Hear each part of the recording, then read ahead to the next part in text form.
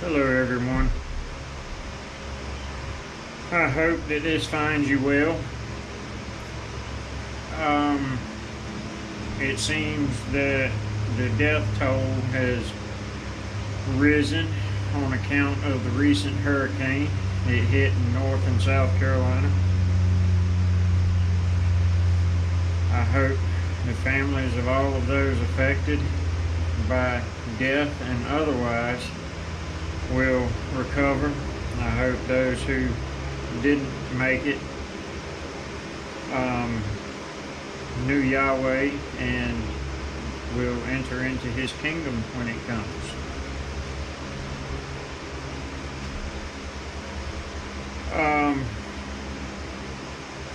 But I'm really not here to talk about that.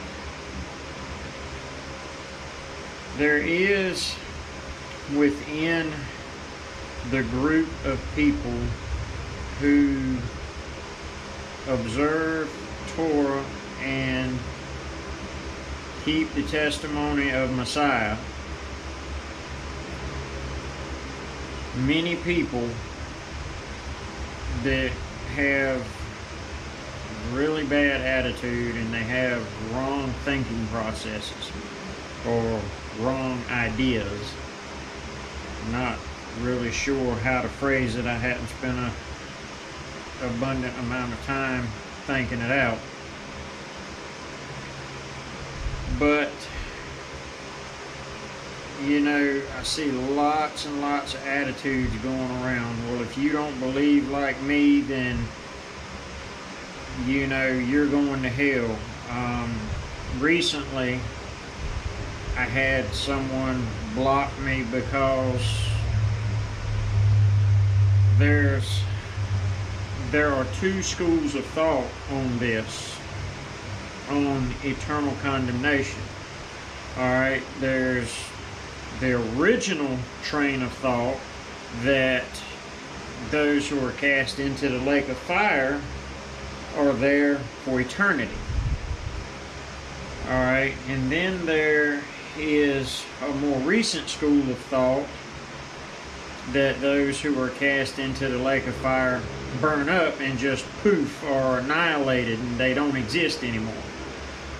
Alright, well, I'm not here to talk about that, and I will try to refrain from getting into any details about it. But suffice it to say that I have been blocked by a lot of people, well, maybe not a lot, but at least a few, whose views on that are different than mine.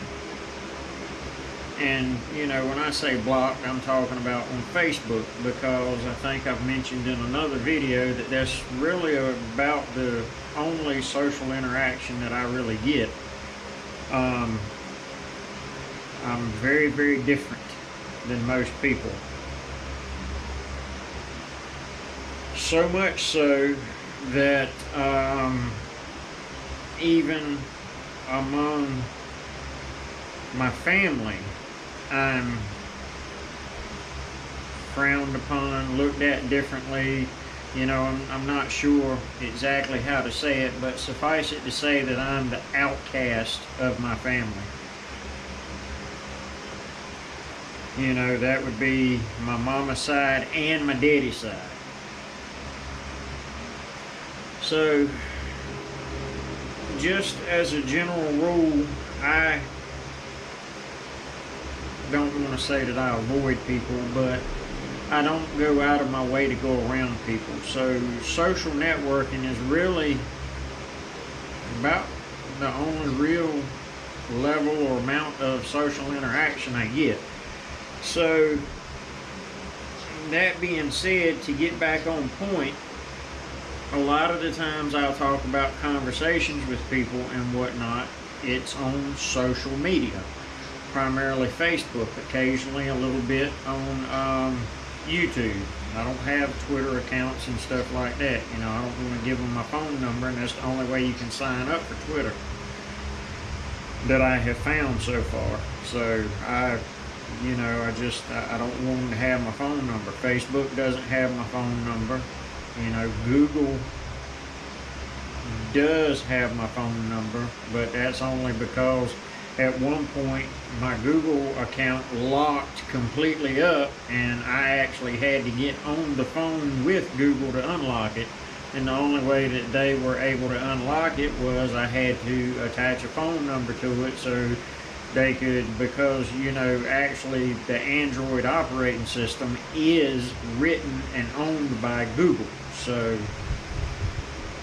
you know, they already had my phone number, they just didn't know that it was attached to that particular Google account.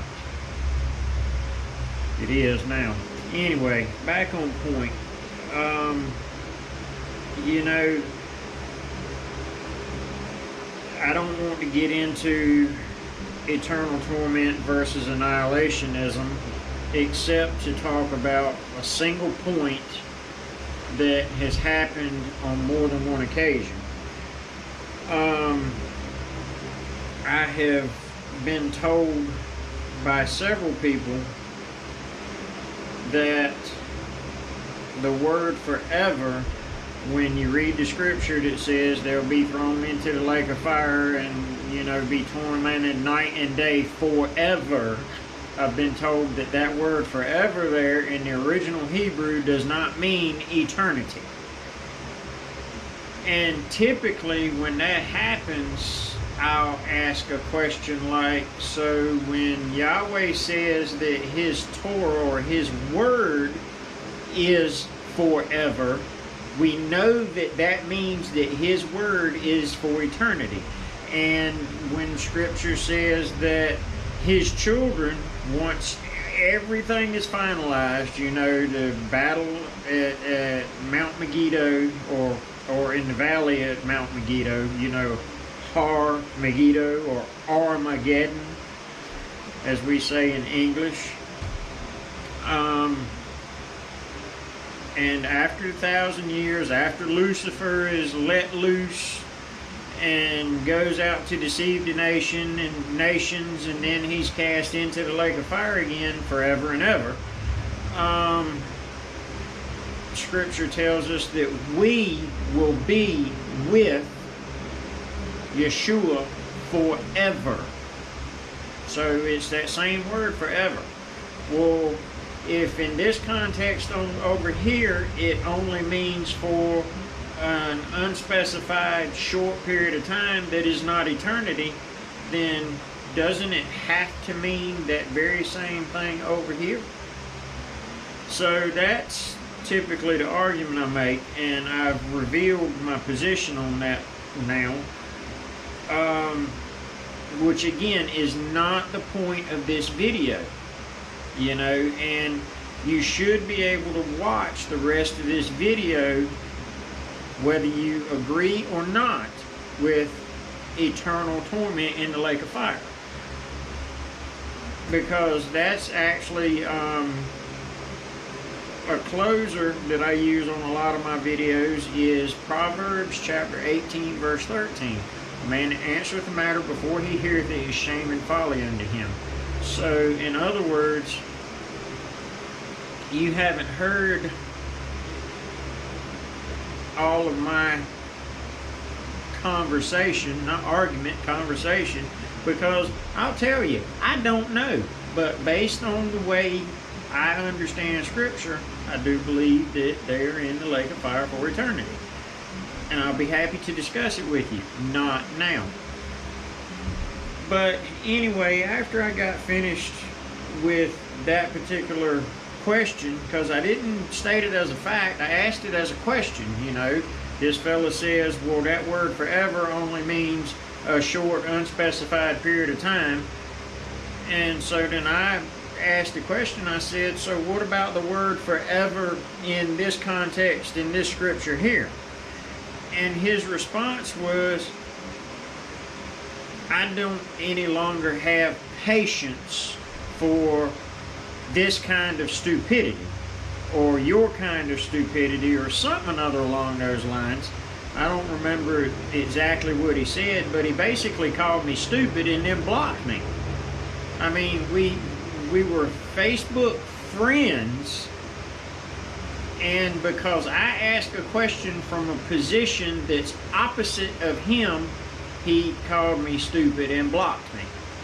Okay. Where's the love in that? You know, are you so full of pride about whatever it is that you believe that you're so certain that you're right that there's just absolutely no way that you can be wrong, so it's beneath you to talk about someone or talk with someone about something if they don't agree with you? I mean, really, how does that work?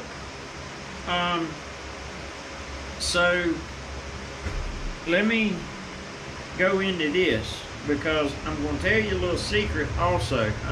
I need some help because I can't remember all of my points. But anyway,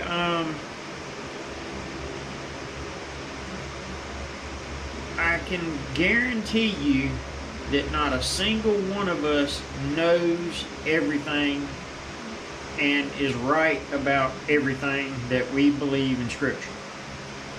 Not one. None of us. That's a fact. 100% unquestionable fact. Now, most of us are right about something, and most of us are wrong about something. In fact, all of us are right about something or wrong about something, except for those of us who are wrong about everything. And I don't know that I've ever met a person that was wrong about absolutely everything. But I'll read you something here out of Philippians. It's Philippians chapter 4, verse 8. It says, "Finally, my brethren, whatsoever is true, whatsoever is honest, whatsoever is just, whatsoever pure, whatever lovely, whatever good report, or whatever of a good report, if there is any virtue and if there is any praise, think on these things." Alright, now I'm sure that that is about a specific thing, because that's the same place. I think it's actually verse 7 or verse 6 or 7 that talks about peace beyond all understanding. You know, and I have that peace. I hope you have that peace. Now, people that have to block or have to get snotty because someone doesn't agree with every single thing that comes out of their mouth, they don't have that peace. Not saying they don't have a relationship with the Father. I'm not saying that they are not saved. But they don't have that peace within them. Because speaking as someone who used to not have that peace, in fact, I have come a long, long way. You know, and I'm not bragging here, I'm just speaking fact. You know, and it's not from a place of pride. Hopefully it's something that will aid someone in learning and growing. But I was a worldly person. So much so that I still battle with those worldly things sometimes. And I used to live in a constant state of anxiety. I still have anxiety attacks occasionally.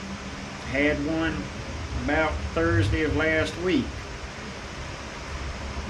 You know, over the whole hurricane situation.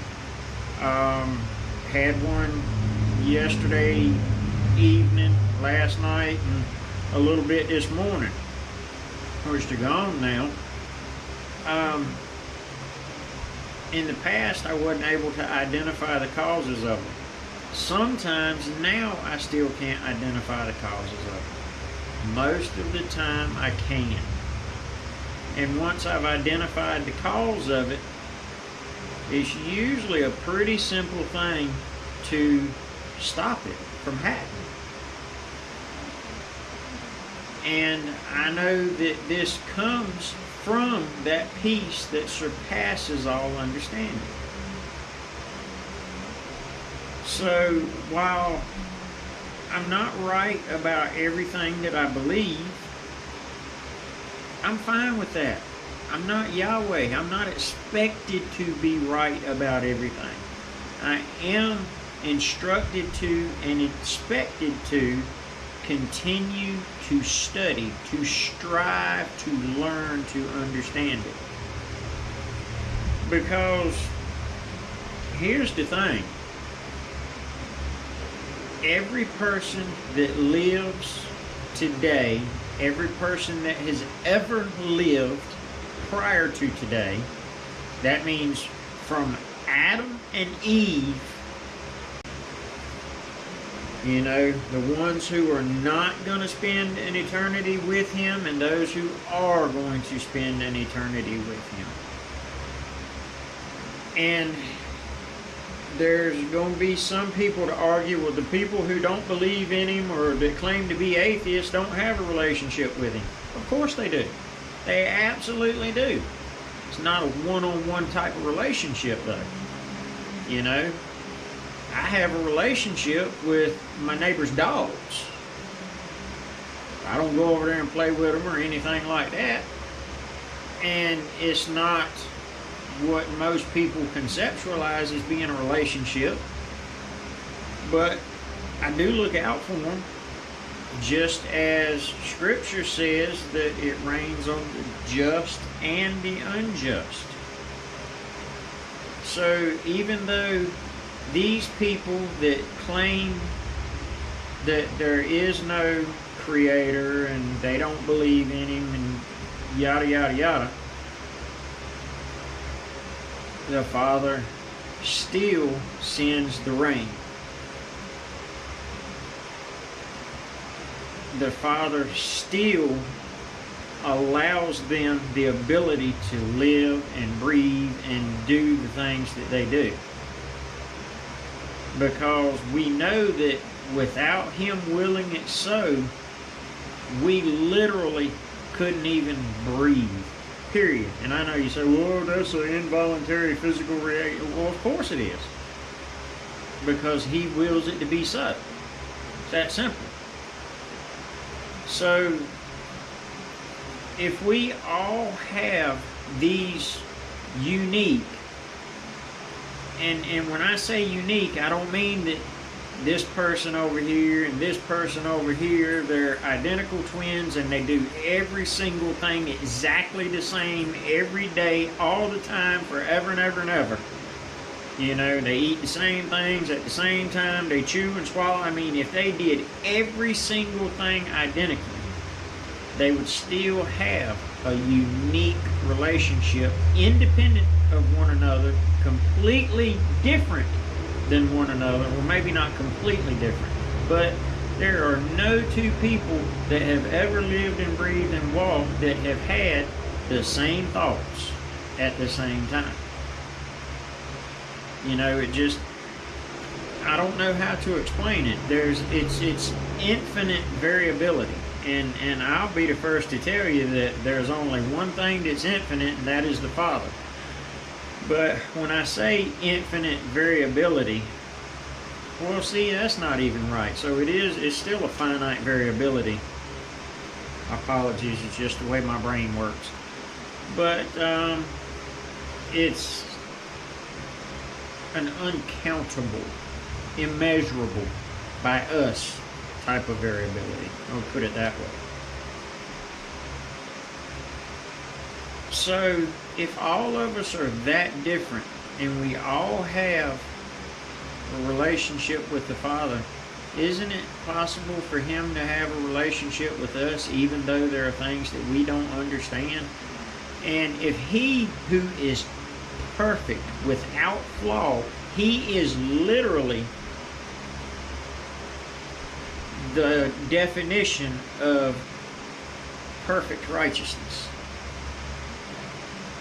So if he who is without flaw, who defines righteousness with such absolute authority, you know, the Creator and evil cannot stand in his presence. It's not that he can't look at evil, it's that evil cannot stand in his presence. That's what it is. See, everybody that says, oh, he can't look on evil, oh, God can't be around evil, that's not true. He's the Almighty Elohim. There's nothing beyond him or beyond his ability to do. But evil cannot stand in his presence. That's the way it works. If he is willing to put up with us because he loves us, even though he knows the areas that we're right and wrong in, how is it that we can't put up with each other? You know, why do we have to block people? And you know, I get the urge to block people sometimes. You know, and there are actually some people that I have blocked, but those are people that harass me. And I don't just mean they get up there and they type something that I don't like or I don't agree with or something like that. I mean, they literally seek me out and harass me. You know, I've got a few people that I know here in the world who have sought me out on Facebook to harass me, so I just block them. But people that I don't agree with theologically, you know, in I'll say the Hebrew Roots movement, I don't agree with that label, but just for simplicity's sake, I'll call it that. You know, I don't block them unless they do become belligerent and get to harassing me about things. So, why are we so quick to get angry when people don't agree with us? You know, and especially because it wasn't a leading question. It was an honest question, because this fella, he gave me the impression that he understood Hebrew and could read it and had original copies of the scriptures and stuff like that.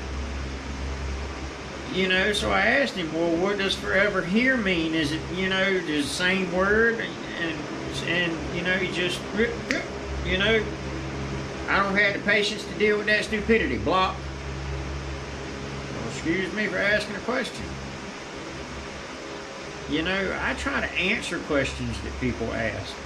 And if I can't answer a question, if I don't know, if I haven't studied it or something other like that, guess what? I say I don't know. I don't sit there and ramble off a bunch of word salad trying to make myself look smarter than I am. Because I'll tell you, you know, Yahweh has blessed me with knowledge and understanding and wisdom in a lot of things. But I don't know everything. So don't be afraid to say you don't know. Or don't be afraid to say you don't understand. You know, and when Yahweh blesses you with something, when Yahweh sends someone, even though that someone may not have all the right answers, you should be inspired to think for yourself. You see, there's an old saying, oh shoot, I forgot. Hang on, I'm gonna have to look at it here. And this video is getting a bit long, so I'm probably gonna make it a two-parter. Let's see. Oh yeah, you know, there's an old saying that says you have to pick your battles. All right. Well, a lot of times folks think that I'm being nitpicky, because I'll hone in on a single word or a single concept or something other like that, and I won't let it rest until I'm satisfied that I understand, or it just gets too late, or I get too sleepy and have to go to bed or something other. But you know, when someone is wrong and it's obvious that they're wrong, such as participating in Halloween, you know, the Devil's Day. Well, it's not really the Devil's Day, but you know what I'm saying. No, I won't hound them to the point that I make them mad and make them close up and close down and stop talking and stop listening and stuff like that. But I don't know how to, I'm not going to sit there, because there's this popular saying that has come along within the past few years, well, we'll just have to agree to disagree. Well, no, I'm not going to sit here and agree to disagree. I'm not going to do that. I'm telling you that you're wrong. You can disagree with me all you want to, but you are the one that's in the wrong. And, you know, it's not from a place of pride, because we know the origins of Halloween. We know the origins of Christmas. We know the origins of Easter. We know these things. So we know what the truth of the matter is. We know that they all originated in paganism. And the easiest way to know that something originated in paganism is to see whether it's in the Bible or not. If it's not one of Yahweh's feasts, then it originated somewhere else. To the point, and at the risk of some of y'all arguing that I'm not patriotic, which is not true. I'm a veteran. I was in the military. And if I had known then what I know now, I might would have stayed in a little bit longer than I did. But anyway, I am absolutely a patriot. But I'm a child of Yahweh first. Being a child of Yahweh should come before everything else. That should come before your husband or your wife or your children or your parents, your grandparents. Being a child of Yahweh is first. Period. Everything else comes after that. And when I say being a child of Yahweh, I'm not just speaking on some ethereal level or something other like that. I'm literally talking about the way we demonstrate whose child we are is by our actions. So obedience displays or shows that you are a child of Yahweh. If you're not obedient, you're not his child. That's simple. So, and by obedient, I mean obedient to him. But anyway, see, I've been lost my train of thought there. The child of Yahweh first. So, oh yeah, that's right. Talking about pagan holidays and whatnot. So if it's not one of Yahweh's holidays, it comes from paganism. Even to the point of celebrating the 4th of July. You know, because for all intents and purposes, that is a birthday celebration of the country, right? Okay. Where in Scripture does it tell us to celebrate anybody's birthday, much less a government's birthday? Because essentially, that's what the birth of the country is. It's when the government was founded and solidified as being a separate entity. So, by celebrating a person's birthday, an animal's birthday, a country's birthday, or whatever, what you're doing is you're putting the focus on whatever that thing is whose birth you're celebrating. Which the country couldn't have a birthday to start with because it was not birth. It's a founding day celebration. But you're still elevating that to be the God of the day, for lack of a better way to put it. So, I don't celebrate the 4th of July or Thanksgiving or anything else that's not in Scripture. And I don't even celebrate all of those because I don't know how. And moreover, I don't know when because, you know, I covered that in another video. I'm not going to get into it again. It's actually the last video that was posted before this one. I don't remember the title. I'll put a link to it in the description. But, and when I say the last video before this one, I'm talking about before part 1 of this video, because I'm going to have to break it up. But, so I choose every battle, you know, and I'm not going to agree to disagree, because if you disagree with what's written in Scripture, you're wrong, period. It's just that simple. But there's another saying, and this one is actually far more relevant to today, and if there's nothing we can do to change it, at least it explains how we got here. And it's the only thing necessary for the triumph of evil is that good men do nothing. I don't know who that saying there is by,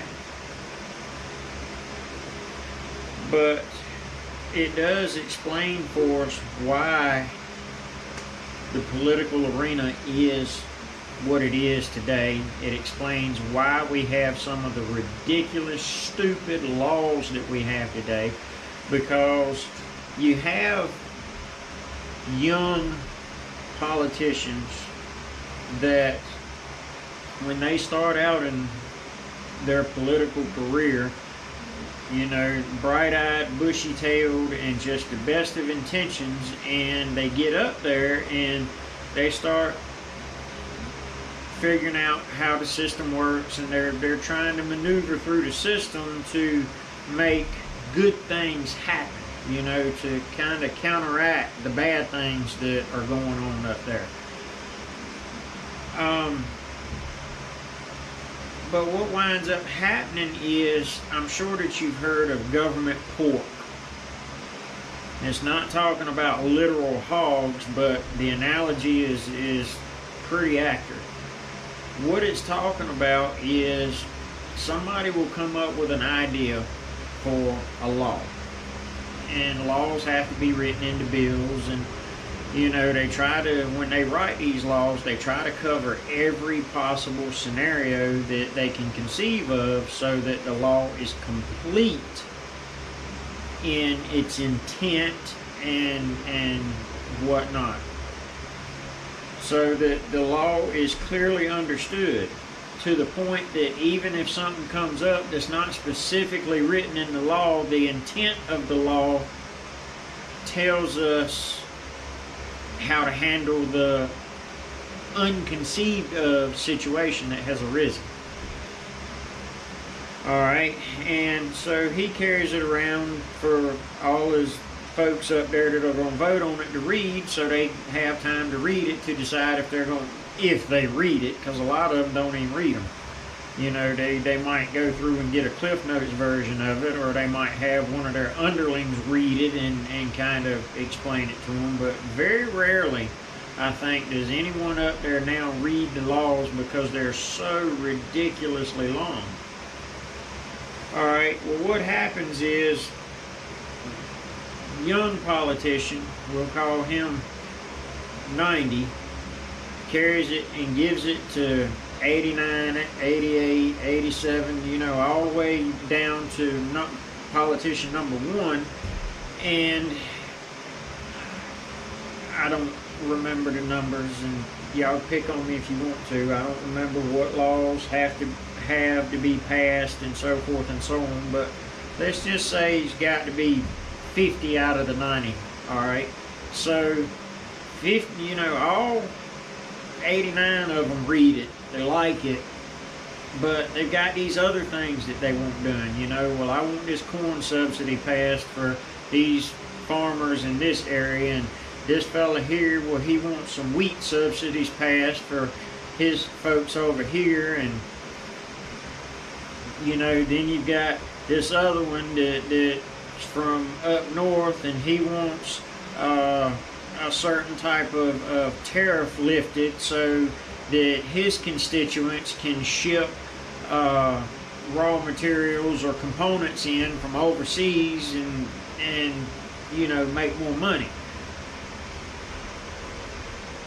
So what they do is they start, well, if you'll add this to your bill, then I'll vote yes on it. And if you'll add this to your bill, I'll vote yes on it. Well, you know, you've got 89 other people that have read it. And of those 89 people, 60 of them want to tack something onto it. Well, he says, okay, yeah, sure, no problem. Be glad to do it. So he tacks all that stuff onto it, and they get all the necessary votes, and it passes. But it's not just that new law that passes. It's the corn subsidies, the wheat subsidies, the lifting tariffs, and, you know, tobacco subsidies, and just on and on and on and on and on. All right? So what he's done is he's compromised. Now, whether he knows what the subsidies are about or not is irrelevant. Because, for starters, they shouldn't have been tacked onto it. They just shouldn't have, period. And I don't know how they get away with doing that stuff. I'm sure that they have tacked their loopholes onto some other law that allows them to get away with doing that stuff. So, what he's done is compromised. And even a small compromise with evil is still a compromise with evil. And so what has happened is little compromise here, little compromise here, little compromise here for the past 150 years. And now we have so many laws written that there's no way that anybody can sit down and even read through all of them in a realistic amount of time. You know, people fuss about the 613 laws, or, you know, however many there are in the Torah. Okay, well, how about all the millions of laws in the country? And there are literally millions. I guarantee it. Because you've got federal laws, you've got state laws, you've got county laws, you've got city and town laws. All right, so that right there is 4 different types of entities. All right, well, there's only one federal government, so there are 50 states, I think. It used to be. When I was a child, there were 50 states. I'm not sure if we've added any or not. All right. So, in 50 states, how many counties are there? I don't have any idea. I'm sure you can do a little quick Google search and find out. And then, in all those counties, how many cities are there? Alright, well, cities and towns, you know, because I've got more towns around me than I do cities, but they still have their own sets of ordinances. You know, I've got... Well, no, that's in a different county. So there's that one, that one, that one, that one. So there are at least 5 towns and a piece of a city in the county that I live in. 6 towns, 7 towns, 8. Well, that one might be in another county. I'm not sure. I'm not sure where the county line is. Yeah, so there are at least 6 to 8 towns and a big chunk of, I'll say, a semi-major city. And, you know, not only do you have the city or town ordinances, but you also have the ordinances that go into effect within a certain distance that aren't in effect in the actual city or town itself. I mean, so there are literally millions of laws in this country, and folks want to fuss about 613 of them. The funny thing is if you obey the 613, you are going to obey almost all of the municipal laws and instructions in this country. But you see, it's those little compromises. Little compromise here, little compromise there. And that's how we are so far down that slippery slope that we're on. We're almost to the bottom. The country is 242 years old. Historically, most societies that survive to the 200-year mark destroy themselves from within. And empire, municipality, nation, whatever you want to call us, that destroys itself from within is dead. There's no recovering from that. Take Radio Shack, for example. Radio Shack was the architect of its own demise. Just like most other companies that fail are their own, the reason they fail is their own fault, you know. Same for the country. So don't compromise with evil. Never, ever, ever compromise with evil. And I'm not saying I'm perfect. I trip all the time. I got one sin that they just won't leave me alone about. And by they, I mean the evil ones. Because they know that if they pester me enough, I'm going to trip. I don't do it on purpose. I know I do it. I haven't figured out yet how to avail myself of the Father's strength and authority to be done with it, if that makes sense. I'm not saying that's the only sin that I have either, because I overeat occasionally. I'm not laughing about sin. But, so, that's just kind of where I stand on these things, you know, and I hope that more of you stand in a similar position, not because I'm right, but because, one, you should think for yourself. Two, well, actually, first, you should have self-control. Two, you should think for yourself. Three, learn how to not let disagreements be such an issue for you. If you don't agree with somebody, fine. If you're right and they're wrong, fine. Don't get angry. Don't get ugly. Don't call them names. You know, and I use the word stupid. I've actually got a dog named Stupid. He's very sweet and he's smart. He's a good dog. And I think the world of him. And another dog I have, they're not litter mates. They're not any kind of blood relation at all, except being descended from the original two dogs, and then made, you know, the first ones that Yahweh made, and then the two that came off the ark. And yes, I know there were only two dogs on the ark because dogs are unclean.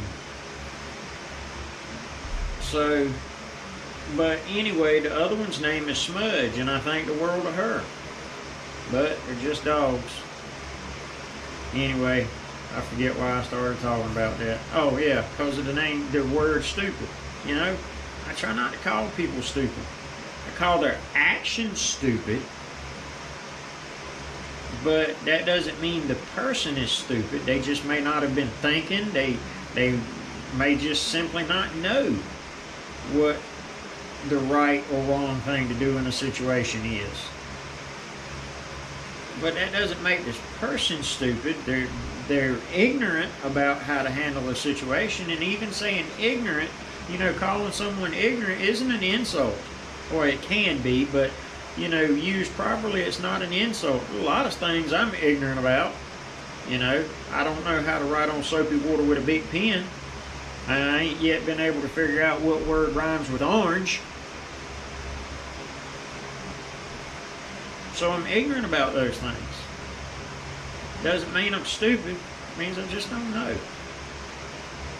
So, don't be so quick to get angry. Don't talk ugly to people. You know, don't block people. Because there are a lot of times that I do come across as being certain and stuff like that, but there's still no cause to be ugly. And I try not to be. There are times that I'm wrong about things that I come across as being absolutely certain. There's no cause for you to get ugly with me. It's not your job to convince me that I'm wrong, just like it's not my job to convince you that you're wrong. That's Yahweh's job. All we can do is plant seeds with each other and be patient with each other. And I'm just talking about the people that, the Messianic, Torah observant people. You know, I'm not even talking about the outside world. By outside world, I mean the atheists and the Buddhists and the Churchians or Catholics, Protestants, whatever you want to call them. You know, the Hindus. I'm not even talking about them. I'm just talking about within the group of people who claim to observe Torah and serve Yeshua Messiah. Those are the people I'm talking about. But anyway, Yahweh bless. I hope to see you all in the kingdom of heaven. And remember, Proverbs 18:13, Proverbs 18:21, and maybe more importantly, Acts chapter 17, verses 10 and 11, and 2 Timothy chapter 2, verse 15.